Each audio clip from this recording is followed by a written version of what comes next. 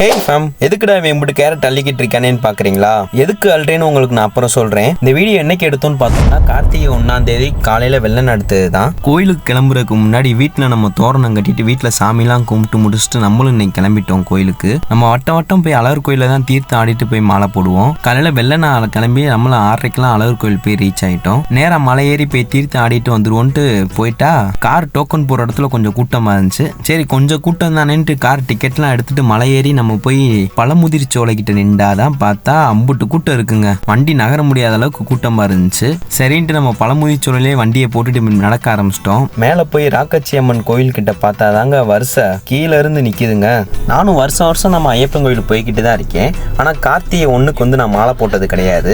அந்த இடைப்பட்ட நாள்ல மாலை போட்டு போறனால எனக்கு கார்த்திகை 1 இவ்வளவு கூட்டம் இருக்கும்னே நான் நினைச்சு கூட பார்க்கல. நானும் கொஞ்சம் கூட்டம் தான் இருக்கும், சீக்கிரம் போயிட்டு சாமியை பார்த்து மாலை போட்டு வந்துடலான்ட்டு ஒரு மைண்ட் செட்ல கிளம்பி போனதுதான். அங்க போய் பார்த்தாதாங்க இவ்வளவு கூட்டம் இருக்குன்னு எனக்கே தெரியும். எங்கடா என் கூட வந்த பாதி டிக்கெட்டுகளை வரிசையில காணாமேன்னு பார்த்தோம்னா டீக்கல்ல போயிட்டு டீயும் வடையும் வாங்கி சாப்பிட்டு உட்காந்துருந்துச்சு.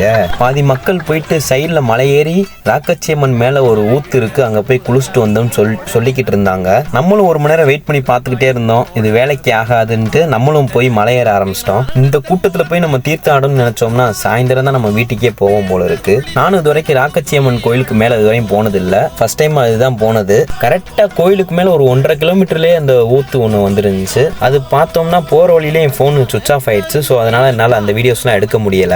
எதுல இருந்து தண்ணி வருதுன்னு பார்த்தோம்னா 2 பாறைகளுக்கு நடுவில் அடியிலேருந்து தான் தண்ணி வருது. ஒரு வாட்டர் கேன் இருந்தால் தான் நம்ம அதை மோந்து ஊற்றி குளிக்க முடியும். நம்ம கையில் கேன் கொண்டு போனனால அந்த கேனை வச்சு தீர்த்தம் ஆடி முடிச்சிட்டோம். தீர்த்தம் ஆடிட்டு நம்ம வீட்டுக்கும் தீர்த்த தண்ணி கொண்டு வந்தாச்சு. வந்துட்டு நம்ம பழமுதிர் சோலையில் மாலையை போட்டுட்டு நான் எதுக்காண்டி அவ்வளோ கேரட் எடுத்தேன் நீங்களே பார்த்துருப்பீங்க. நம்ம குரங்குகளுக்காண்டி தான் கேரட்டும் 1 மூட்டை பொரியும் வாங்கிட்டு வந்திருந்தோம். அதில் ஒரு குரங்கு மட்டும் என் அக்கா மனை விரட்டிருச்சு. அதுக்கு பயந்து போய் நம்ம வண்டி மேலே ஏறி உட்காந்துருக்கேன் பாருங்க. இந்த கேரட் நம்ம வண்டியில் தினந்தாலும் கீழே சிண்டிட்டு தாங்க இருக்கும். நம்ம அழகர் கோயில் போறோம்ன்றனால எடுத்து கொண்டு வந்துட்டோம். மேல இருந்து கீழே வரைக்கும் எல்லா குரங்குகளுக்கும் கேரட்டையும் பொரியும் கொடுத்துட்டு நம்மளும் வீட்டுக்கு கிளம்பிட்டோம். இருக்க கூட்டத்தில் நம்ம கருப்பனையும் பார்க்க முடியாது, அழகரையும் பார்க்க முடியாது. நைட்டு மார்க்கெட் வேலையை முடிச்சுட்டு அப்படியே அழகர் கோயில் போயிட்டு வந்ததுல ஃபுல் டயர்ட் ஆயிடுச்சு உடம்பு.